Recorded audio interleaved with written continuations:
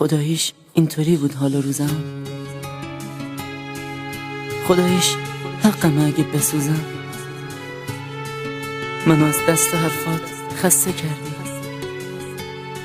خداییش بد منو وابسته کردی. آخه تو مشکلم رو میدونستی، خداییش تو میخواستی میتونستی. جواب مهربونیمو ندادی، نگو نه قدرمو نمیدونستی. منو از دست حرفات خسته کردی، خداییش بد منو وابسته کردی. جوونیمو ازم راحت رو بودی، خداییشون که میگفتی نبودی. انصافا تو رفاقت کم گذاشتی، من عاشق رو اصلا دوست نداشتی. دل تنهام که رسما بود با تو،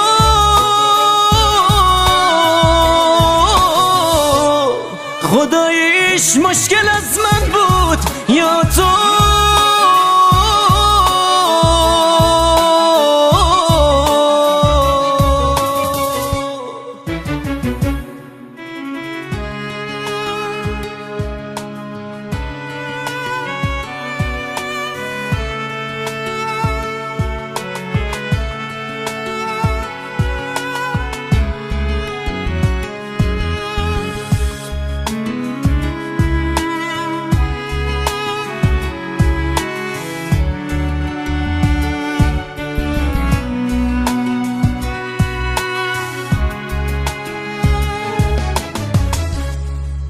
حالا که رفتی و از من جدایی،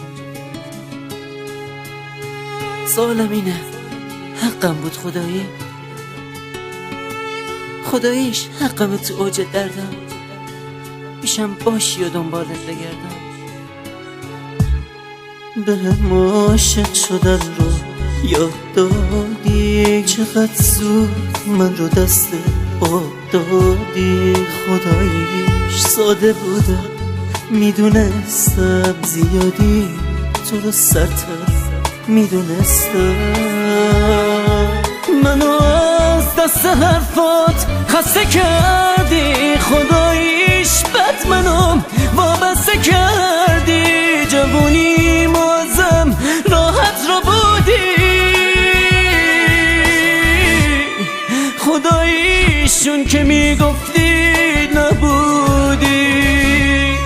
انصافا تو رفاقت کم گذاشتی، من عاشق رو اصلا دوست نداشتی.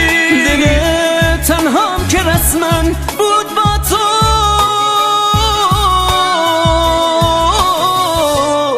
خداییش مشکل از